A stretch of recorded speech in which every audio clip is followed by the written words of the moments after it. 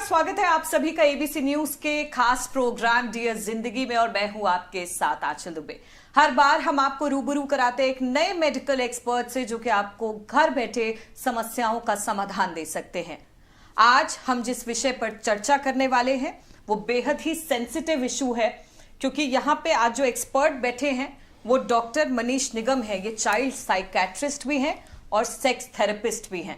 यानी कि दो ऐसे इश्यूज के बारे में हम बात करेंगे जो पेरेंट्स की अगर बात करें या समाज में बात करें तो बहुत कम इनको लेकर के चर्चा की जाती है। डॉक्टर मनीष निगम, सबसे पहले तो आपका बहुत बहुत स्वागत करती हूँ डियर जिंदगी में। लंबे वक्त का एक्सपीरियंस है आपको, आप 25 साल से प्रैक्टिस कर रहे हैं इस फील्ड में। मेंटल हेल्थ को लेकर के अगर सबसे पहले सवाल किया जाए तो मेंटल हेल्थ की नीड क्या है आज के वक्त में? आप अगर आसान भाषा में समझाएं तो आप अपने प्रोफेशन में क्या करते हैं, किस तरह के पेशेंट्स आते हैं? धन्यवाद, आपने मुझे बुलाया। नंबर 1, आपने ये तो माना कि मानसिक रोग या मेंटल इशू है। पहले तो यही बात है कि हम लोग मानसिक रोग को ऊपरी चक्कर, इधर चक्कर, अरे परेशान है, कुछ समय की बात है, तो उसको बीमारी या मनोवैज्ञानिक समस्या नहीं मानते हैं। मानसिक सोचने वाली चीज़ें कई बार ज़रूरत से ज़्यादा अगर हो जाएं, अगर आदमी हंस रहा है, अगर कॉमेडी देखकर हंस रहा है तब तो कोई बात नहीं, लेकिन अगर किसी के गम है तब हंस रहा है तो वो मानसिक रोग है। तो कृपया मानसिक रोग या मनोवैज्ञानिक समस्याओं को समझें, उनको पहचानें और अगर ज़रूरत पड़े तो इनका ट्रीटमेंट भी लें। और मानसिक रोग की जो बीमारी होती है वो इलाज वाली भी होती है, उसमें बहुत सारी भ्रांतियाँ भी हैं जो हम लोग बात करते करते आपको दूर भी करेंगे। और नंबर इम्पॉर्टेंट बात एक और है जो मैं आज कहना चाहता हूँ कि 10 October world mental health day है।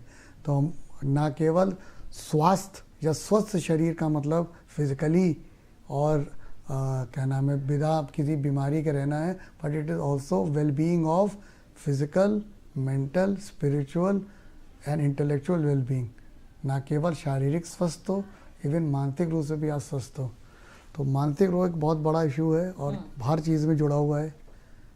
ठीक है डॉक्टर, आपने बताया कि जितना फिजिकली एक्टिव रहना ज़रूरी है उतना ही मेंटली भी अवेयर रहना बहुत ज़रूरी है अपनी हेल्थ को लेकर के। ऐसी कौन सी प्रॉब्लम्स हैं कि अगर आपकी मेंटल हेल्थ बैलेंस नहीं है तो वो सामने आ सकती हैं? किस तरह की प्रॉब्लम्स को आप डे टू डे में फेस करते हैं अपने पेशेंट्स के साथ? आजकल सबसे ज़्यादा जो इशू आ रहा है वो एंजाइटी का आ रहा है। एंजाइटी मतलब फियर ऑफ अननोन, बिना किसी कारण कब है। स्कूल बच्चे जाने पर डराते हैं कि अरे होमवर्क नहीं किया, होमवर्क किया तो टीचर ने डांट दिया, या कैसे करेंगे एग्ज़ाम में। तो बहुत सारे इश्यूज इस तरह के आ रहे हैं, जैसे एंजाइटी। उसके बाद डिप्रेशन, मन उदास रहना, जो चीज़ हम करना चाहते हैं, जो हम लोग के एम्बिशन है, जो प्लान है, अगर वो फुलफ़िल नहीं होता है उसकी वजह से इशू होते हैं। उसका एक साइड रूप ये भी है कि मान लीजिए किसी को किसी से प्रेम हो गया, अगर वो भी इसमें भी अनसक्सेसफुल है तो ये भी मेंटल इशू में आता है, लेकिन ये छोटा इशू है। तीसरी चीज़ होती है ओसीडी के लक्षण, एक चीज़ को बार बार करना। और आखिरी में जिसमें मानसिक रोग विशेषज्ञ को सबसे ज़्यादा फेमस कर दिया गया है या बदनाम कर दिया गया है, पागलपन। जब कोई आदमी उल्टे सीधी बातें करता है, मारपीट करता है, गाली गलौज करता है और उसमें ऐसी हरकतें करता है जो सोसाइटी में एक्सेप्टेड नहीं है, तो उसके लिए भी हम लोग के पास आते हैं।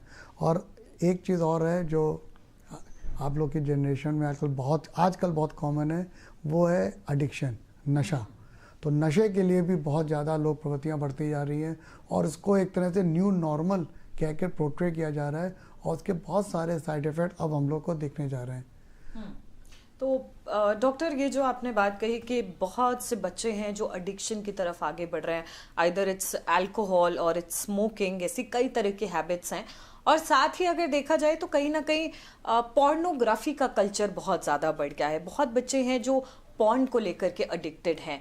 तो इन सब को आप कैसे देखते हैं? क्या ये बिहेवियरल डिस्टर्बेंस माना जाएगा बच्चों में? बिल्कुल, बहुत बढ़िया क्वेश्चन आपने पूछा। मतलब ये तो आज की बात है, ये सबसे बड़ी मुसीबत की जड़ है। जैसे इसका फ़ायदा भी होता है, इसका नुकसान भी होता है। फ़ायदा ये होता है कि कहीं आप फंस जाएं, फ़ोन कर लीजिए, आपको मालूम पड़ जाएगा आपको कहीं पे। पर इसका नुकसान भी है कि पूरी दुनिया हमारे हाथ में सिमट गई है। तो जब हम लोग एक्सेस करते हैं इंटरनेट का या सोशल मीडिया का, तो बहुत सारी ऐसी चीज़ें भी आ जाती हैं जो हम लोग एक्सेस करना नहीं चाहते हैं या जो हमारे एज रिलेटेड नहीं होती है। बच्चों में जो प्रॉब्लम आजकल आ रही है कि अगर आपके पेरेंट्स में या घर में अल्कोहल चल रही है या कोई सिगरेट पी रहा है, तो जब बच्चा देख रहा है कि अगर हमारे पेरेंट्स या बड़े लोग शराब पी रहे हैं तो उनके लिए क्या बुरा है। आप ये कह सकते हैं कि हाँ भाई एक एज आ जाएगी तो तुम लोग पी ले लेना, तो वो भी एक तरह का आपने उस बीमारी को या उस लक्षण को हमें टाल दिया। तीसरी बात है कि अगर आप खुद शराब पी रहे हैं तो आप दूसरे को कैसे मना करेंगे, ये तो एक एक्सपेक्ट हो गया। दूसरी बात हो गई पॉर्न एडिक्शन। आजकल के ज़्यादातर बच्चों में, यहाँ तक कि हम तो अडल्ट लोग को भी देखते हैं कि मोबाइल लॉक होते हैं, तो उनसे पूछा मोबाइल लॉक करके दो तो कहेंगे यार गैलरी मत देखना, यार ये मत देखना। तो इसका मतलब है कि आपकी गैलरी में कुछ है। तो जब आप वो चीज़ इतना ज़्यादा एसेसिबल हो गई है, और जो भी चीज़ सबसे ज़्यादा प्रोवोकेटिव होती है, बहुत ज़्यादा अट्रैक्ट करती है, क्योंकि कहीं ना कहीं उसमें आपको वो चीज़ें वॉयरल प्रेशर होता है, ब्रेन का उस हिस्सा, कॉर्डेट न्यूक्लियस का वो हिस्सा आपका वो स्टिमुलेट हो जाता है, जो इन चीज़ों में बहुत पॉजिटिव वाइब देता है। तो आपकी इच्छा होती है आप हर चीज़ में देखें। तो अगर आप खुद पॉर्न एडिक्ट जो आजकल चल रहा है, क्योंकि आपने इस तरह की माहौल बना दिया है कि उसको न्यू नॉर्मल कर दिया है। आप बच्चे कपड़ों से लेकर आप किस तरह की बातें कर रहे हैं। आप छोटे बच्चों से मिलने जाएंगे तो यंग एडल्ट से क्या कहेंगे, यार तुम्हारी गर्लफ्रेंड क्या है। पहले लोग पूछते थे पढ़ाई के बारे में, अगर आपको गलती से भी मालूम है कि बच्चा उतना अच्छा पढ़ने में नहीं है तो आप खेलने कूदना या आप गर्लफ्रेंड बॉयफ्रेंड की बात करने लगेंगे। तो जब आप उसको न्यू नॉर्मल बना रहे हैं तो फिर बच्चे उस हिसाब से एक्टिविटी भी करेंगे। आप बच्चे को बच्चे ही तो बने रहने दीजिए, वो एज रिलेटेड बात करेंगे तो एज रिलेटेड आपको रिस्पॉन्स भी मिलेगा। और जब आप ये मान के चल रहे हैं कि ये नॉर्मल है, या जिस तरह के डांसेस या जिस तरह के कृत्य आजकल कॉमन हो रहे हैं, आजकल एक सोशल मीडिया बहुत वायरल है कि छोटी लड़की 8 साल की एक डांस कर रही है आज की रात, तो उसमें कई लोगों ने अभद्रता की, लेकिन उस 8 साल की लड़की को सिखाया किसने, सिखाया तो उसके टीचर या उसके माता पिता लोगों ने। तो आप जब इसको अभी से ही नॉर्मल कर रहे हैं तो आगे चलकर उसके मन में वैसे विचार आ जाएंगे। चौथी बात जो सबसे इंपॉर्टेंट होती है, ध्यान आकर्षित करना, अटेंशन सीकिंग बिहेवियर। अक्सर पोर्नोग्राफी या एडिक्शन अटेंशन सीकिंग वजह से होता है कि हम लोग को अटेंशन सीक करना है, या फिर पीयर प्रेशर कि दोस्तों के साथ अगर जेल करना है, तो अगर 4 दोस्त लोग अगर कोई नशा कर रहे हैं तो 5वां नहीं कर रहा है तो वो ये नहीं कहेंगे कि वो अच्छा लड़का है, वो कहेंगे अरे यार तुम रजी बेवकूफ़ हो, हम लोग कर रहे हैं तुम क्यों नहीं कर रहे हो। तो वो धीरे धीरे प्रोवोक कर रहे हैं, उसको आप सोसाइटी में ला रहे हैं। तो कई लोगों को सिगरेट इसलिए पीनी पड़ती है, इसलिए नहीं कि उसको पीना अच्छा लगता है, इसलिए लगता है कि वो दोस्तों के साथ जेल करे। और हमारे पास तो कई बार पेशेंट भी है, डॉक्टर साहब बहुत परेशान रहती है उर्दू की 9th-10th में आई, अच्छी खासी स्टूडेंट है पढ़ने में, अचानक ग्रेड्स गिर रहे हैं। तो बहुत पूछने पर समझ में आया कि उसकी जो फ्रेंड सर्किल, जिसको बहुत अच्छा दोस्त, उन सब के बाद बॉयफ्रेंड वगैरह हैं, वो लड़की को IAS बनना है क्योंकि उसके दिमाग में बैठा हुआ है। अब वो उस हिसाब से पढ़ाई करनी है, लेकिन अगर वो बॉयफ्रेंड इस तरह की बातें करेगी तो कैसे करेगी। तो उसको जब कोई बोला जाता है तो वो उसको गिल्ट फील हो रहा है कि उसके पास बॉयफ्रेंड नहीं है, उसके माता पिता पूजा पाठ करते हैं, ये सब कर नहीं इंटरेस्ट लेते हैं, तो उसको गिल्ट हो रहा है कि वो गलत है, इंस्टेड उल्टा होना चाहिए। तो कई बार जो हम लोग के सोसाइटी के चेंजेस होते हैं वो हम लोग के अडल्ट के बिहेवियर पर रिफ्लेक्ट करते हैं। तो कई बार हम लोग को लगता है कि जो हम लोग कर रहे हैं। तीसरी बात जो शायद आजकल बड़ा कॉमन है कि दादा दादी सिंड्रोम। हम लोग के आधे घरों में तो दादा दादी नहीं है। हम लोग के सबसे अच्छे काउंसलर्स तो हम लोग के दादा दादी होते थे। कई लोग के बच्चों को तो अगर माता पिता दोनों वर्किंग है तो दादा दादी तो पालते थे, वो उनको नैतिक शिक्षा भी देते थे, वो डांटते भी थे। तो ये कोई अगर वो डांट दें बच्चे को तो उसकी मम्मी पापा ये कहेंगे अरे बच्चे को क्यों डांटा, डांट दिया सही है, आपको गलती लगी। अब तो उल्टा भी होगा, गलती से वो रखे भी है आपने और दादी ने डांट दिया तो कई बार शिकायतें हो जाती हैं, मन मुटाव हो जाता है, आपने मेरे बच्चे को डांटा क्यों, ईगो प्रॉब्लम आ रही है। तो कहीं ना कहीं जो प्रॉब्लम्स का जो जनरेशन है वो एक तरह का exposure of too much exposure of certain things जो कि वो उसको चेक होना चाहिए। सेकेंडली कहीं ना कहीं ईगो प्रॉब्लम हो जाना, और तीसरी चीज़ सबसे ज़्यादा है कि लोनलीनेस या लोग कम हो जाना। तो उसकी वजह से क्या होता है कि जिसको जो मौका मिलता है उसी में वो इतना ज़्यादा इन्वॉल्व हो जाता है कि नहीं। ठीक है डॉक्टर, कुछ पॉइंटर्स पे आपसे बात करते हैं। आपने एक्सपोजर को लेकर के बात की, क्योंकि एक्सपोजर बहुत ज़्यादा है जिसकी वजह से बच्चे जो हैं वो आज की डेट में डिस्ट्रैक्ट हो रहे हैं या मेंटल हेल्थ के इश्यूज बढ़ रहे हैं। ऐसे में एक नैतिक जिम्मेदारी माँ बाप की होती है। माँ बाप को क्या कदम उठाने चाहिए जिससे बच्चों को एक्सपोजर भी दे सके, मगर साइड बाय साइड देखा जाए तो उनको हम लिमिट में भी रख सकते हैं। कहीं ना कहीं ये मेंटल इश्यूज को अगर हम दूर रख सकते हैं तो ये कैसे किया जाएगा, घर पे रह के ऐसे कौन सी शिक्षा देनी चाहिए, because this is not every time you go to a doctor and seek for help. माँ बाप ऐसे में क्या करें? बिल्कुल, आप हर बार हर चीज़ के लिए डॉक्टर के पास मत जाइए। और एक छोटा सा कैवेट भी मैं लगा रहा हूँ कि हर चीज़ के लिए सोशल मीडिया या कम से कम व्हाट्सएप ज्ञान भी ना लीजिए, क्योंकि कई बार लोग ऐसे ऐसे ज्ञान लेकर आते हैं तो हमको सोचते हैं यार हमने यार क्यों नहीं इतनी पढ़ाई कर डाली, MBBS कर लिया, हमने साइकेट्री पढ़ाई की, फिर हम लोग सेक्सुअल डिस्फंक्शन बेकार में पढ़ा, व्हाट्सएप ही पढ़ लेते, बेकार में 8-9 साल वेस्ट हो गए। तो पहली चीज़ ये है कि माता पिता को अपने बच्चों के साथ एक कम्युनिकेशन, एक वार्ता जरूर करनी चाहिए। अगर आप लोग 2 टाइम का खाना, या तो ब्रेकफास्ट या और डिनर, या कोई भी 2 टाइम का खाना, या कम से कम सैटरडे संडे अगर आप बहुत बिजी हैं तो सैटरडे संडे हफ्ते में 1-2 बार अच्छे से टाइम स्पेंड कर सकते हैं, साथ में खा सकते हैं, तो उससे अच्छा टाइम यूटिलाइजेशन कहीं नहीं होगा। आप बच्चों से बात करिए, इसको आप स्विच ऑफ कर दीजिए, इसको कोने रख दीजिए, क्योंकि कोई इतना इंपॉर्टेंट नहीं है जब तो आपको टाइम देना है। और फिर उनसे बात करिए, उनके बारे में बात करिए, अपनी लाइफ भी शेयर करिए। कई बार क्या होता है कि लोग पूछते नहीं है और फिर वो एक्सपेक्ट करते हैं कि वो जब 15 मिनट का टाइम है उनके पास, मोबाइल और अपनी उसके बिजनेस या किसी से कि बच्चा आए और सब कुछ बता दे। ऐसा नहीं होता, आपको वो प्लेटफॉर्म देना पड़ता है। जब आप, इसलिए हमने कहा जब खाना खाते समय जब बात करते, धीरे धीरे बात करिए, बेटा क्या हुआ, कैसा स्कूल चल रहा है, कैसे चल रहा है, कोई प्रॉब्लम तो नहीं है, और अपनी भी बातें बताइए कि हम लोग यहाँ तक क्या है। क्योंकि अक्सर आज समय जो बीच में जो खाई बढ़ती जा रही है पेरेंट्स और बच्चों में, वो इस टाइप की है कि पेरेंट्स काफ़ी हद तक अपने परेशान रहते हैं कि हमें कैसे अपने बच्चे के लिए अच्छे से अच्छा करना चाहिए, और बच्चे सोचते हैं कि आपने मुझे ला कर जो दिया है ये तो मेरा हक है, अब आपको भी ये और क्यों नहीं दिया आपने, तो उसमें भी लोग बार्गेन करते हैं। प्लस जो उनको जिस चीज़ों में टोकना चाहिए उनकी वो उस समय ना टोक कर जब उनकी आदत पड़ जाती है तब टोकने में उनको बहुत दिक्कत होती है। अक्सर लोग कहते हैं कि साहब मैं अपने बच्चों का मोबाइल फ़ोन को बिना लॉक के हम टच नहीं कर सकते। अगर हमसे मांगेंगे, कहते हैं पापा क्या ज़रूरत है, चलिए हम मिला देंगे फ़ोन, लेकिन वो अनलॉक करके नहीं देंगे।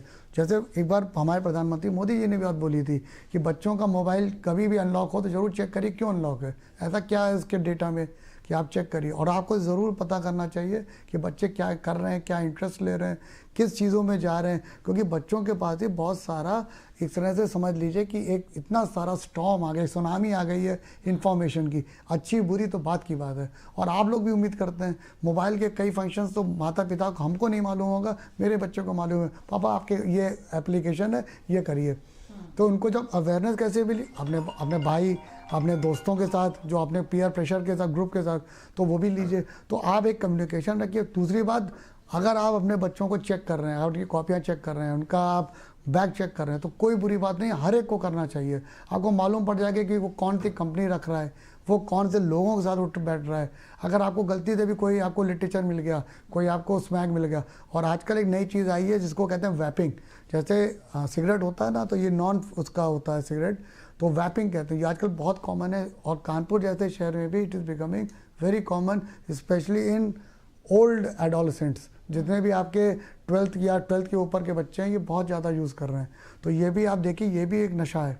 और सबसे बड़ी चीज़, इनफैक्ट कई, अगर आप गायनेकोलॉजिस्ट से बात करेंगे, जो सबसे बड़ा चेंज इस समय आया है कि जो मीनार्की है, जो पीरियड का जो टाइम है, जो पहले 17-18 में आया करता था, अब वो 12-13 में आता है। तो जो लोग 18 के बाद, जो 1-2 साल बाद जो कॉलेज में जो एक्टिविटीज़ करते थे, वो एक्टिविटीज़ स्कूल में कर रहे हैं, क्योंकि वो 12-13 में आ गया। तो वो उतना मेंटली मैच्योर हो गए, फिजिकली तो हो ही गए। तो उसके बाद वो जो काम वो सब कर रहे हैं 11th-12th में, जो आप लोग जो पेरेंट्स कहते हैं अरे ये तो हमारे टाइम में कॉलेज में होता था, तुम लोग अभी से कर रहे हो, क्योंकि उनकी फिजिकल और मेंटल ग्रोथ वहाँ तक हो गई है। And last but not the least, आप खुद समझिए, हमारा एडमिशन 3.5 साल में हो गया था, आजकल के बच्चों को 6+ लेकर फर्स्ट क्लास में डाला जाता है। तो एज तो आपने तब बढ़ा दी ना। तो एक तो एज का फैक्टर है, फिजिकल मैच्योरिटी का है, और मीनार्की भी नीचे आ रही है। तो ये 3 पॉइंट है। तो आपको मेंटल लेवल भी आपको हिसाब से चेंज होगा। दाढ़ी मूछें आजकल के 9th-10th के बच्चों में जितनी होती थी, हम लोग के यहाँ तो 12th में नहीं आती थी। तो ये सब चेंजेस अगर फिजिकली हो रहे हैं तो दिमाग में भी होगा, उसी प्रकार सेरोटोनिन और टेस्टोस्टेरोन या बाकी हार्मोन्स में भी चेंजेस होगा। तो आप अगर बच्चों से बातचीत करते रहेंगे, उनसे बात सुने। टाइम देना मतलब ये नहीं है हमने ये कह दिया, ये करना, तो पढ़ाई क्यों नहीं कर रहे हो, तो नंबर कहाँ होगा।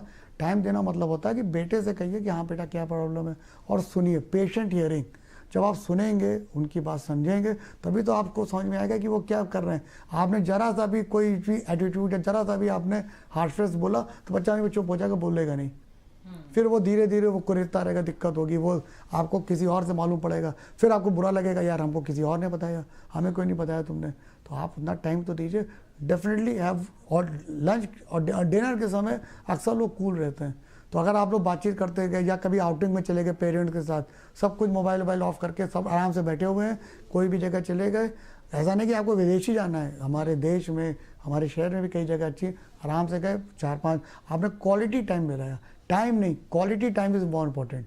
और फिर आपने डिस्कस किया तो आपको समझ में आएगा कि बच्चे किस तरह जा रहे हैं। और अपनी भी प्रॉब्लम बताइए कि बेटा तुम लोग बड़े हो रहे हो, हमारा इस समय बिजनेस में ये प्रॉब्लम आ रही है, इस समय ये स्ट्रेस है, तो हमको भी है, तो बच्चे भी अंडरस्टैंड करेंगे। यानी कि 2 वे कम्युनिकेशन रखना है अपने Very बच्चों good. के साथ, बिल्कुल। ताकि बच्चों की प्रॉब्लम्स जो है वो माँ बाप समझ सके और बच्चे जो हैं वो माँ बाप की प्रॉब्लम्स को समझ सके। डॉक्टर, एक बात आपसे और जानेंगे, कभी कभी क्या होता है कि बच्चों में बहुत ज़्यादा बिहेवियरल चेंज नज़र आता है। पहले बहुत बात करता था बच्चा, एकदम से चुप हो गया, ठीक है, और उसके बाद क्या हुआ कि उसने तमाम तरह के ऐसे एडिक्शंस पाल लिए हैं, उसके बाद उसके झगड़ा करने लगा है या बहुत चिड़चिड़ा हो गया है, माँ बाप से कटने लगा है, फैमिली को टाइम नहीं देता है। जब इस तरह के सिम्टम्स दिखने लगते हैं तो या ये इसमें डरने की ज़रूरत है, या फिर ये एज का ही एक फैक्टर है कि जैसे जैसे बड़े हो रहे हैं तो इस तरह के इश्यूज दिखते हैं? आपने बहुत बढ़िया ढंग से फ्रेम किया है। डरने की भी बात नहीं है और थोड़ा सा अवेयर होने की बात है कि बच्चे का सडन चेंज ऑफ बिहेवियर हमेशा कभी भी हो, चाहे वो बच्चे हों बड़े हों कोई भी हो, सडन चेंज ऑफ बिहेवियर हमेशा आपको नोटिस करना चाहिए और उसके बारे में पूछना चाहिए कि सडन चेंज क्यों हो रहा है। हम अपने जो प्रैक्टिस के हिसाब से बता सकते हैं कि आजकल एक नई चीज़ हो रही है कि एक बच्चा तो हम नहीं कहेंगे 11th में थी, तो वो आया, उसको बहुत सडन चेंज ऑफ बिहेवियर, तो बहुत देर पूछने के बाद जब वो हम लोगों ने उसकी थेरेपी की, साइकोलॉजिकल असेसमेंट किया, तब समझ में आया कि शी वॉज बीइंग ब्लैकमेल्ड। उसका किसी ने कोई वीडियो या किसी ने बनाया था जो कि उसी की मतलब गर्ल थी, उसी की फ्रेंड ने शेयर किया था। अब उसको ब्लैकमेल कर रहा तो इतना ज़्यादा परेशान थी और वो सुसाइडल तक पहुंच गई थी। बाद में इसको बहुत अच्छे लेवल पर समझाया गया तब कंट्रोल। तो अगर सडन चेंज ऑफ बिहेवियर आप ज़रूर पता करिए कारण क्या। नंबर 2, कई बार लोग अपने स्टेटस के लिए भी चलो हम ये इस स्कूल से नहीं, हम और अच्छे स्कूल में डालेंगे, हम कहीं और डाल देंगे। तो जब आप चेंज ऑफ प्लेस करते हैं तो उसमें भी बहुत सारी दिक्कत आ जाती है। नंबर 3, कई बार क्या होता है कि पीयर, आपके यहाँ कोई ऐसे बच्चे आ गए जो कुछ बहुत ज़्यादा अल्ट्रा मॉडर्न या बहुत ज़्यादा अप्रोच किए हों और उनको देखकर उन बच्चों में क्या क्या चेंजेस आए, जो हो सकता है कि उनकी घर की सोशल और इंटेलेक्चुअल वैल्यू से सामंजस्य नहीं बिठा पा रहे हैं, तो बच्चा परेशान हो जाता है। अगर उसको ये भी लगता है कि हम कहेंगे तो मम्मी कहेंगे अरे चुप रहो, क्या गंदी गंदी बातें कर रहे हो, वो समझे तो कि वो क्यों कहाँ से ला रहा है बात। और कई बार हम लोग हमेशा शॉर्ट टाइम के कम रहते हैं। इनफैक्ट टीचर्स को भी बहुत ज़्यादा इंपॉर्टेंट रोल होता है कि बच्चों को समझे। हम लोग तो अपनी टीचर्स बहुत सारी बातें करते थे, अगर टीचर्स डरा के रहेंगे और हर बार, और आजकल तो बहुत डिफेंसिव हो गई हैं, हम लोग के टाइम में तो पिटाई भी हो जाती थी। अब मेरे आधे को टीचर जोर से डांट भी दे या पिटाई की बात छोड़ दीजिए तो उसके ऊपर तो पुलिस कंप्लेन हो जाएगी। तो कहीं ना कहीं वो सारा चीज़ें वो ख़त्म होती जा रही हैं, जो बॉन्डिंग उतनी कम हो जा रही है। तो सडन चेंज ऑफ बिहेवियर हो तो तुरंत आप मिलिएगा। दूसरी बात ये भी देखिएगा, सडन चेंज ऑफ बिहेवियर कोई मानसिक रोग के कारण है या कोई और कारण भी। जैसे मैंने एग्जांपल दिया, मानसिक रोग इसलिए नहीं था कि उसको डिप्रेशन होगा, पढ़ने में बहुत इंटेलिजेंट की है, वो बहुत ही ज़्यादा इंटेलिजेंट है। दिक्कत क्या थी, उसका एक वीडियो किसी ने शेयर करके उसको बार बार ब्लैकमेल करने लगा, उसके और भी चीज़ें ले रहा था। इनफैक्ट शी हैड टू पे, उसके फादर ने पकड़ा कि यार मेरे क्रेडिट कार्ड का बिल कहाँ से चलाया गया, तब उसको समझ में आया। तब फिर रेट्रोस्पेक्टिव बहुत फिर हमारे पास आया, फिर हम लोगों ने इसको डील किया। तो कई बार दिक्कत सिर्फ एक ही नहीं होती, कई तरीके से आती है, तो उसको समझिए। और इसी में कहते हैं जो आजकल गेम्स चल रहे हैं, अब मेरे हिसाब से अगर ऐसा साइकियाट्रिस्ट मुझसे पूछा जाएगा ये ड्रीम 11 एक तरह का जुआ है, इसको तो बच्चों को बिल्कुल मना कर देना चाहिए, करना ही नहीं चाहिए। इससे क्या हो रहा है, और जैसे आप इस तरह के गेम्स डालकर न केवल आप पैसा पंप कर रहे हैं, पर आप बच्चों को इतना ज़्यादा उसको इंग्रॉस कर देते हैं, इतना ज़्यादा उसको उत्तेजित कर देते हैं। जैसे ब्लू व्हेल जो गेम था जिसको बैन किया गया, उसमें तो 11 बच्चे की डेथ हो गई थी। एक और बच्चे का था अभी KGMC के एक लखनऊ डॉक्टर का, एक बच्चे ने अपने मदर को इसलिए मार दिया कि उसका रिचार्ज नहीं कर रहा था गेम के लिए, क्योंकि वो लेवल बढ़ता जा रहा था, बाद में वो रिचार्ज मांगते हैं। तो वो रिचार्ज के लिए जब पैसे मांगे तो उसने जब मना किया कि तुम्हारे एग्जाम्स आ रहे हैं, तो उसने मदर को उसने डंडा खींच कर मार दिया, ऑलमोस्ट मरते मरते बची। वही बच्चा जो कि बिल्कुल डिमे और सीधा साधा सिर्फ गेम ना चार्ज करने के लिए, सिर्फ गेम के लिए तुमने पेरेंट्स को मार दिया। कई बार भाई बहन में लड़ाई इतनी ज़्यादा हो जाती है सिर्फ उसके लिए, तुमने मेरी चीज़ क्यों ले ली। तो ये जो फीलिंग, जो बॉन्डिंग है वो धीरे धीरे फैमिली में ख़त्म हो रही है। ठीक है, बच्चे आज के वक्त में अगर देखा जाए तो बहुत अग्रेसिव है, ईगो बहुत ज़्यादा है, माँ बाप से ही झगड़ा कर लेते हैं और कई बार तो ऐसा होता है कि बच्चे भी हाथ उठा देते हैं जब माँ बाप उन्हें समझा रहे होते हैं। तो ऐसे में इस तरह के सिचुएशन को कैसे डील किया जाए? इतना अग्रेशन क्या ये कॉमन है आज के वक्त में बच्चों को लेकर के? Not, if you ask me 15 years back बिल्कुल नहीं था, 10 years बैक शुरू हुआ था, 5 years very common, last 5 years people are becoming very aggressive. In fact कई बार तो हम लोग पेरेंट्स की भी सुनते हैं, मार खा के क्यों आ गए, अरे मार देते फिर टीचर शिकायत कर देते। तो आप एक तरह से अब उसको ब्रांडिंग भी तो कर रहे हैं, सिखा रहे हैं। आजकल एग्रेशन को अच्छा माना जा रहा है। आप क्रिकेट में ही बात करिए, you should have aggressive behaviour, बहुत टाइप है पसंद। अरे भाई किस बात का एग्रेशन है? इतना अटैकिंग कर करके आपने बिल्कुल मारपीट करा दी है आपने। तो जो हम लोग के जो रोल मॉडल्स हैं, जैसे विराट कोहली है, उसका बड़ा लोग बड़ी तारीफ करते हैं और कई बार वो जो भी बोलता रहता है तो वो बच्चे सीखते हैं, फिर उसको नॉर्मल मानते हैं। तो आपने कह जो इतना अग्रेशन करके भी क्या फ़ायदा हुआ? हम लोग के ज़माने में Kapil Dev was very good, वो भी उतना ही एग्रेसिव था, पर उसका बिहेवियर उतना एग्रेसिव थोड़ी ना था जितना कि आजकल चल रहा है। इसीलिए लोग गाली गलौज भी करने लगे। हम लोग के टाइम पे कभी इतनी गाली गलौज ओपन नहीं होती थी। अब तो छोटे बच्चे स्कूल्स में आप जाइएगा, इंग्लिश हिंदी ऐसी गालियाँ बननी तो आपको भी अभद्रता लगेगा। इनफैक्ट हमें तो लगता है कि जब भी कोई गैदरिंग होती है तो पेरेंट्स उन्हें बच्चों को समझाते हैं कि भाई थोड़ा संभाल के, कोई लैंग्वेज मत बोलो, सबको इंग्लिश आती है, मत गालियाँ बकिए। तो ये जो धीरे धीरे हम लोग की चीज़ में समाज में पता ना रहा है, इसको कंट्रोल करना ही चाहिए। और एक छोटी सी लाइन में और एक छोटा सा लाइन और करना चाहते हैं कि मारना पीटना भी एक टेंटेटिव होता है। मारना पीटना क्या, अगर हमारी मदर हमसे कह देती थी कि तुमने शैतानी की है या तुम्हारे नंबर कम आए, जाओ मैं तुमसे 2 घंटे बात नहीं करूँगा, मेरे लिए वो 2 थप्पड़ के बराबर था। और आज के ज़माने में लोग उसको इंसल्ट मानते हैं कि फिजिकल। कई बार आपका प्रकटीकरण, मारना सिर्फ मेंटली या फिजिकली, मतलब फिजिकली नहीं होता है, आप वैसे भी मार सकते हैं, आप उसको वैसे पनिशमेंट दे सकते हैं। मारने को पनिशमेंट से मौजूद है, पनिशमेंट और री इन्फोर्समेंट। यहाँ पे मैं एक लाइन ऐड करना चाहता हूँ।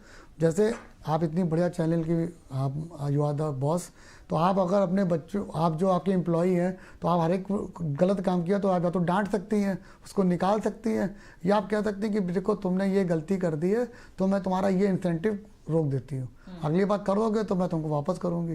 तो आपने क्या किया, आपने मारा पीटा नहीं, पनिशमेंट नहीं दी, पर आपने इसको रीइंफोर्स कर दिया उसका बिहेवियर। तुमने अच्छा काम किया, तुमको इंसेंटिव मिला, तुमने अच्छा काम नहीं किया, तुम्हारी वजह से मुझे नुकसान हुआ, तो ये तुम्हारा लॉस है। तो दिस आर ऑल्सो वेज कि भाई तुम अगर पढ़ाई नहीं करोगे मैं तुमको मोबाइल नहीं दिखने दूंगी। और ये क्लियर कट बता दीजिए, 1 घंटा मोबाइल मतलब 1 घंटा मोबाइल, और पहले 1 2 3 ये काम पूरा कर लीजिए, फिर आप मोबाइल लीजिए। तो आप ही तो बार्गेन करिए, इतनी जगह जाकर लोग इतने घंटे घंटे बार्गेन करते हैं। तो बच्चों को भी समझाइए, मोबाइल चाहिए बिल्कुल लो, 1 घंटा लो, लेकिन तुम क्या देखोगे, मैं सर्च हिस्ट्री देखूंगी।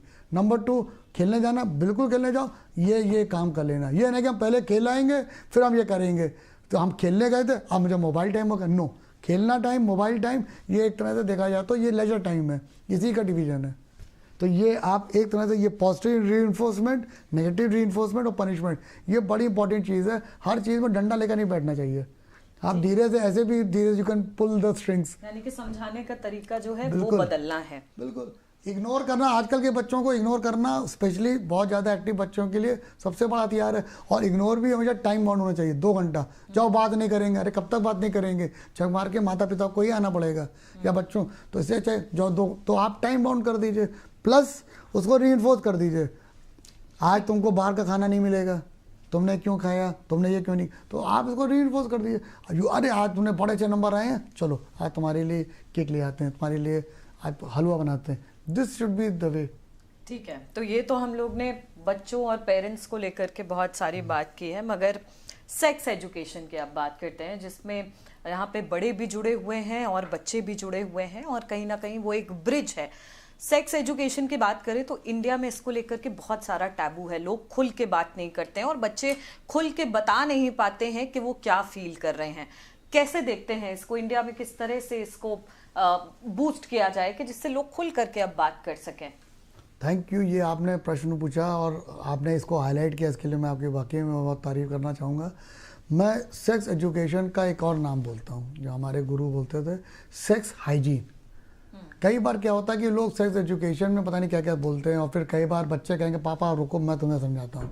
और ये भी एक बार हुआ था, हमारे पेशेंट है तो मेरे को समझाना पड़ा कि सेक्स हाइजीन मतलब होता है कि how to behave with the opposite sex as well as with your same sex. कई बार हम लोग इस तरह के मजाक करते हैं, और कोएड एजुकेशन में तो बहुत कॉमन है कि बहुत ज़्यादा बोल देते हैं, फिर लगता है अरे यार कॉमन है यार, दोस्त हैं कुछ बोल दिया। जो सेक्सुअल एटीट्यूड होता है, किससे कैसे बात करनी है, अगर आपको लेडी कोई बैठ खड़ी है तो आप अपनी सीट दे दीजिए। आपका जो बिहेवियर होता है वो सिर्फ सेक्स एजुकेशन का मतलब सिर्फ सेक्स या क्वाइटस से मतलब नहीं है, ये सारा बिहेवियर है। कैसे किसी की संवेदना को समझिए, अगर कोई लड़का है कोई परेशान हो रहा है तो उसके बारे में कैसे समझना है, कोई महिला खड़ी है उसके बारे में कैसे रिस्पेक्ट देनी है, और महिलाओं को भी दूसरी महिलाओं को कैसे रिस्पेक्ट देनी है, तो एंड अदर थिंग्स। तो ये सेक्स एजुकेशन में सब आता है। तीसरी बात जो सबसे इम्पॉर्टेंट है, आजकल चूंकि हमने बताया पीरियड बहुत जल्दी स्कूल्स में आ जाते हैं, तो बच्चों में जो फिजिकल और मेंटल चेंजेस होते हैं, तो टीचर्स को ज़रूर बायोलॉजी क्लास में ये बताना चाहिए और बहुत अच्छे तरीके से समझाना चाहिए कि ये फिजिकल चेंजेस हैं, शरीर इससे गुजर रहा है, इसमें आपका मानसिक, शारीरिक और बहुत सारा एंडोक्राइनल चेंजेस होंगे। कई बार बहुत ज़्यादा चिड़चिड़ापन आएगा, बहुत ज़्यादा गुस्सा आएगा, पीरियड होने वाले बहुत ज़्यादा गुस्सा पेन होगा, तो ना केवल लड़कियों को भी समझाइए कि बेटा तुम्हें ये सब होने वाला, तो तुम ऐसे you have to control yourself. Even लड़कों को, because boys are not that intelligent to and they are not understanding those problem which of women understands. उनको बाद में समझ में आता है। कई बार दिक्कत हो जाती है कि लोग समझते नहीं है, फिर वो इरिटेट होते हैं, फिर उनका मीम्स बनने लगते हैं, मजाक बनने लगता है, वो समझते नहीं कि ये फिजिकल प्रॉब्लम है। इनफैक्ट मैं यहाँ पे कहना चाहूँगा कि females have greater strength and mental acuity and also affinity to understand and also tell. Empathic बहुत होती हैं और वो ज़्यादा जल्दी मेच्योर भी होती है, 2-3 साल, तो वो लड़कों को ज़्यादा अच्छे से हैंडल भी कर सकती हैं, समझा भी सकती हैं, और ये चीज़ को आपको फ़ायदा करना चाहिए। कई बार लड़कों में उतनी अंडरस्टैंडिंग नहीं होती, प्लस उतनी समझदारी नहीं होती, और मदर भी बच्चों को बिल्कुल बच्चे ही बना कर रखती हैं। इनफैक्ट कई बार हमने तो ये तो आपको एक किस्सा सुनाते हैं, मैं कोई नाम नहीं ले रहा हूँ। हमारे पास पेशेंट आया जो इनफर्टिलिटी का एक गायनेकोलॉजिस्ट ने रेफ़र किया, तो पूछने के बाद समझ में आया, तो आपको बताएं, तो उसकी वाइफ को दिखाने लाए थे, तो बहुत नाराज़ है, चिड़चिड़ापन है। तो हमने सबको जब बाहर निकाल के जब पूछा तो प्रॉब्लम ये समझ में आया कि उन लोग का आपस में रिश्ता ही नहीं बना। तो हमने पूछा फिर रिश्ता क्यों नहीं बना रही है, तो कहते डॉक्टर साहब बताइए, हमारे ससुर जी नहीं है, तो जो हमारी सास जो हैं वो हमारे और मेरे पति के साथ सोती हैं, आप बताइए रिश्ता कैसे बनेगा। तो जब मैंने उनको पूछा तो मैं भी चौंक गया, क्योंकि इस सदी में, और ये चीज़ 4-5 साल पुरानी बात है, जस्ट कोविड के थोड़ी देर पहले। तो मैंने उनको बुलाया, कहते डॉक्टर साहब बचपन में ये चौंक जाता था और पापा की नहीं रहे, तो मैं जब सीने में हाथ रख कर सुलाती हूँ तो वो सो जाता है, तो भाई मेरी आदत है, इसलिए हम कहते हैं कि बस सीने में। हमने कहा आपको सीने में हाथ रखने वाला दूसरा मिल गया है तो कम से कम अब तो उसको वो दे दीजिए। नहीं, वो अभी डर जाएगा, अभी समझता नहीं है। आप अभी भी 32 साल के व्यक्ति को छटूला बनाए हुए हैं, तो फिर आप उम्मीद करते हैं कि बच्चा कैसे बिहेव करे, तो उसको मेंटली तो ग्रो करने दीजिए। और आधे लोग भी मम्मी सिंड्रोम में रहते हैं, तो इस तरह की बहुत सारी प्रॉब्लम होती हैं। एक मम्मी सिंड्रोम और पापा की परिया, ये 2 सिंड्रोम आजकल बहुत चल रहे हैं। पापा सोचते हैं कि बच्चों को बिल्कुल आज़ादी देंगे, बहुत ज़्यादा फ्रीडम देंगे, बहुत सारे उनको देंगे, और क्योंकि हमको नहीं मिली, जो हम लोग की जनरेशन शिकायत होती थी, हमारे पापा बहुत स्ट्रिक्ट थे, हमने फ्रीडम दी और बच्चे 2 कदम आगे निकल गए, तो ऊपर से भी दबाए गए माता पिता द्वारा और बच्चे भी दबा रहे हैं। तो कई बार हम लोग की जनरेशन को ज़्यादा प्रॉब्लम है बनस्पत आज की। और सबसे बड़ी बात है कि बच्चों में सामंजस्य लाने के लिए आप उनको समझिए तो कि वो क्या बेयर कर रहे हैं, क्या फील कर रहे हैं, और इस समय हालात क्या हैं, और उनकी मांगे नाजायज़ तो नहीं है, जायज़ और नाजायज़ दोनों। क्योंकि mobile is a very good thing जब पढ़ाई की बात करते हैं, क्योंकि जब कोरोना काल आया था तो मोबाइल क्यों चला, घर बैठे सबका काम हुआ, वो घर बैठे पढ़ाई हो रही है। अब चालू हो गया, अब लोग पढ़ाई के लिए खोलते हैं, सब गूगल में हमको चीज़ें देखनी है, हमको होमवर्क डाउनलोड करना है, हमको फलाना करना है, क्योंकि आजकल टीचर्स भी मौका ऐसे ही दे देती हैं मोबाइल में। आपने मोबाइल लिया और आपने 5 मिनट मोबाइल में अपना काम किया और 1 घंटा 2 घंटा व्हाट्सअप, स्नैपचैट और इंस्टाग्राम में चले गए, वहाँ पे आईडी बन रही है। तो ये अक्सर ये वाली प्रॉब्लम होती है, तो पेरेंट्स को भी लगता है। और कई बार मैं छोटे बच्चों में आप देखिएगा, जब मदर अपना काम कर रही है तो बच्चे को पहले खिलौना पकड़ाती थी, उसके बाद हमारे टाइम में वीडियो गेम या जो गेम्स होते थे वो पकड़ाती थी, आजकल मोबाइल पकड़ाती है। तो जब आप बच्चों को खुद मोबाइल पकड़ा रहे हैं तो बच्चा क्यों नहीं अवेयर होगा, क्यों नहीं वो उससे एडिक्ट होगा। तो एडिक्शन तो थोड़ा बहुत आप लोगों ने दिया है ना। और मेरा मानना है कि आपको कुछ समय और कुछ टाइम लिमिट कर देना चाहिए कि इससे ज़्यादा हमको मोबाइल नहीं देखना है, नंबर 1। नंबर 2, इन दिनों में या इस समय हमें बिल्कुल भी मोबाइल नहीं छूना है। जैसे मैं टी एडिक्ट हूँ, हमको मैं सिर्फ चाय पीता हूँ और कोई, तो एक बार अल्कोहलिक आया, उसने कोई डाइट बोला, डॉक्टर साहब आपको क्या मालूम, कभी दारू पिए तो जानो चाय छोड़ देना। तो हमने कहा ठीक है लो, चाय नहीं पीते हैं। हमने कहा नौरा चाय नहीं पी रहे। अब वो आया, कहते नहीं पी रहे हैं। मैं कहा हाँ भी 3 ही, फिर बोला 3 ही दिन तो हुए। मैं कहा ठीक आगे भी देख लेना। तो अक्सर क्या होता है कि आपको इस तरह के चैलेंजेस मिलते हैं, तो you have to do those things कि आप उनके मेंटल लेवल को हिट करने के लिए, क्योंकि कई बार क्या होता है कि आपको बच्चों के साथ बच्चा ही बनना पड़ेगा, बच्चों की लेवल पे ही जाना पड़ेगा तब समझने के लिए, कई बार आपको उस हिसाब पे जाना पड़ेगा। ठीक है डॉक्टर, बच्चों पे वापस आते हैं। कई बार ऐसा होता है बच्चों का बिहेवियर चेंज हो रहा होता है क्योंकि उन्हें कहीं ना कहीं स्कूल में या कहीं बाहर कोचिंग में या कहीं और उनको बुली किया जा रहा है या उनके साथ सेक्सुअल अब्यूज हो रहा है।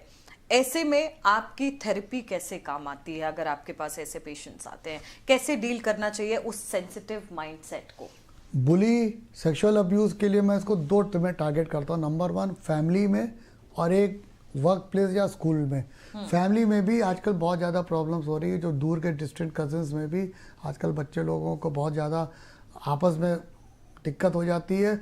कई बार वो बुली नहीं होती है, इट इज़ नॉट कि उनके अगेंस्ट जा रहे हैं, पर कई बार कंसेंटुअल होता है। लेकिन हम लोग के जो पॉस्को एक्ट है उसमें लिखा हुआ 16 साल में अगर दोनों कंसेंट भी दे रहे हैं तो भी वो जुर्म है। तो इसलिए ये बात बच्चों को, पेरेंट्स को भी बताना चाहिए। और ये सेक्स हाइजीन या सेक्सुअल एजुकेशन में ये भी बतानी चाहिए कि कौन सी चीज़ किस समय नहीं है। अगर कोई कहेगा कि साहब 16 साल में हम सब कुछ कर सकते हैं, 16 साल में अवेयर हो गए, फलाना हो गए, तो 16 साल में आप घर लेकर पूरा इंडिपेंडेंट लिविंग भी नहीं करते हैं। ठीक है, तो हर चीज़ का एक प्रोज एंड कॉन्स होता है, हर एक का एक डिफाइनिंग लाइन होती है। तो उसी प्रकार से आपको जो मैंने बताया। दूसरी बात जो आजकल चल रहा है, आजकल इस तरह की साइबर बुलिंग और ये क्या नाम है, sexual bullying is very common, क्योंकि सबके पास मोबाइल फ़ोन है। कौन सा क्षण किस समय किसने वीडियो टेप करके उसको हैक करना शुरू कर दिया पता नहीं, कब किसने क्या प्यार मोह में, जब आपकी कोई फ्रेंडशिप हो रही है, आपने कोई ऐसे काम कर दिए, कोई ऐसे वीडियोस दे दिए, ऐसे सीन दे दिए जो बाद में आप रिग्रेट कर रहे हैं। तो ये अवेयर करना चाहिए। तीसरी बात, अगर किसी को गलती से हो गया तो माता पिता को अपने बच्चों में इतना कॉन्फिडेंस देना चाहिए कि बेटा तेरे साथ कुछ भी हो तो एक बार मुझे बताओ। कई बार माता बच्चे को उल्टा सीधा स्टेप कर लेते, घर की चीज़ें दे आते हैं, पैसे दे आते हैं, ज्वेलरी दे आते हैं, यहाँ तक कि कुछ लोग तो इतने ज़्यादा परेशान होते हैं सुसाइड तक अटेम्प्ट करना चाहते हैं, बिहेवियर चेंज। तो ये सब होता है क्योंकि उनको डर रहता है कि अगर हम ये बता देंगे मम्मी पापा भी मारेंगे। तो आप उनको समझाइए, आप उनको समझाइए कि नहीं भाई, it is very common thing, कोई बात नहीं, हो गया, आगे से नहीं करना है। एक टाइम होता है हर चीज़ का समय होता है, तो आपको भी समय मिलेगा, तो उसको आप समझिए। और हर चीज़ का, और अगर आपको लगे तब आप किसी प्रोफेशनल साइकोलॉजिस्ट या किसी साइकेट्रिस्ट से मिलिए, जिनके पास प्रोफेशनल मैं कह रहा हूँ। आजकल बहुत सारे साइकोलॉजिस्ट मार्केट में, बहुत सारे लोग ऐसे हैं, चलो उतने शायद जरा सा भी पढ़ के अपने आप को सर्वज्ञानी बन गए हैं और इतने ज़्यादा शॉर्टकट और क्विक फिक्सेस बताते हैं कि उससे ज़्यादा परेशानी होती है। सिंपल सी बात है। दूसरी बात क्या है, अगर घर में थोड़ा स्पिरिचुअल माहौल है, अगर में कोई सैद्धांतिक विचार, तो कुछ चीज़ें आपको वैसे ही कंट्रोल में रहती हैं, क्योंकि आपके अंदर वो ओपननेस रहती है, आपके अंदर वो एक सजगता रहती है, एक आपस में सामंजस्य बना रहता है। क्योंकि अगर साथ पूजा हो रही है, साथ में बैठ कर पूजा कर रहे हैं, तो कहीं ना कहीं एक सामने एक बॉन्डिंग हो जाती है।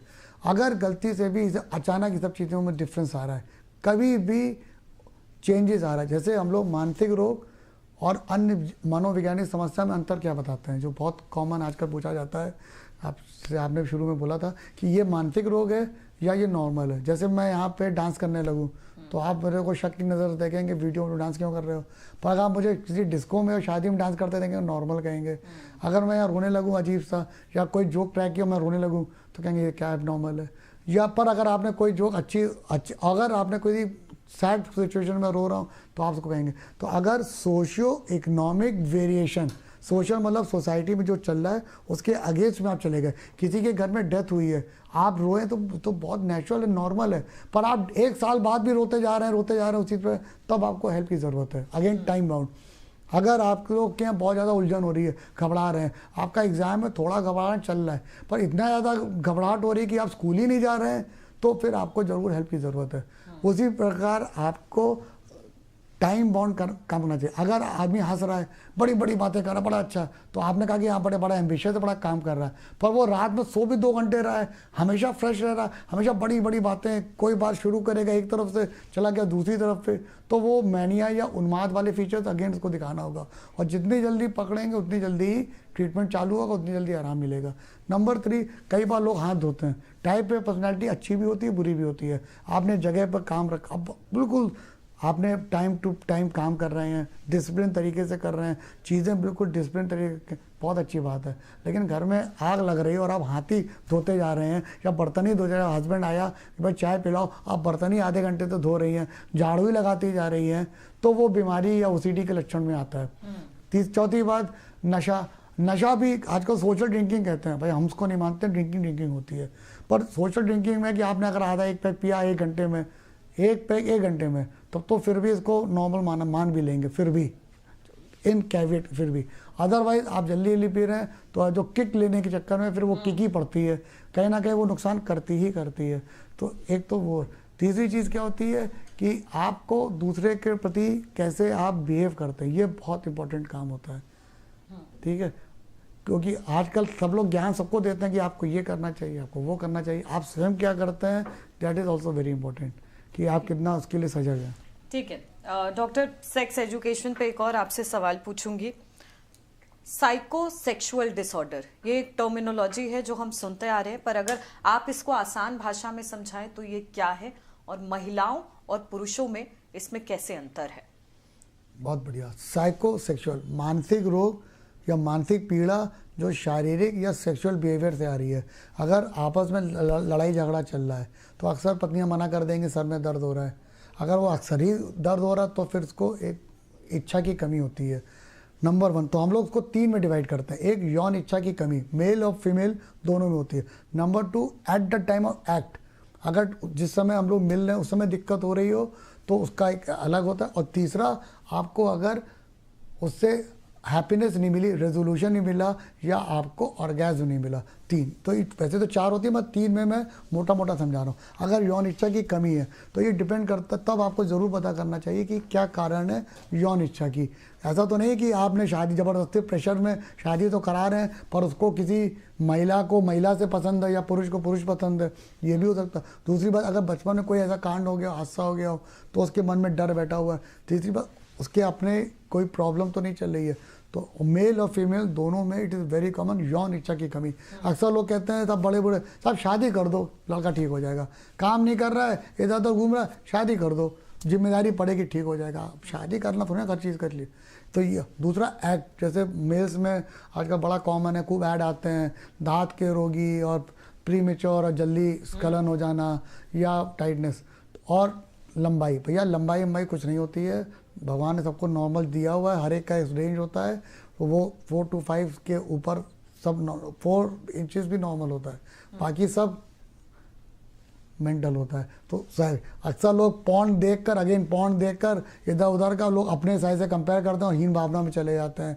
सबसे खराब अक्सर लोग आते हैं, अरे भाई पॉन्ड जो जिन लोग की है उनकी हाइट भी तो 6.5 फुट है और या उनका और भी चीज़ें हैं, तो आप उसको क्यों मानना। प्लस कैमरा तो कई चीज़ें बढ़ा भी देता है, तो वो और है। टाइमिंग के लिए ज़रूर, अगर आपको दिमाग में उलझन होती है, जो जल्दी हड़बड़ी में रहते हैं, जल्दी घबराहट होते हैं, तो वो तुरंत अजल गगरी छलका जाए वाला काम हो जाता है।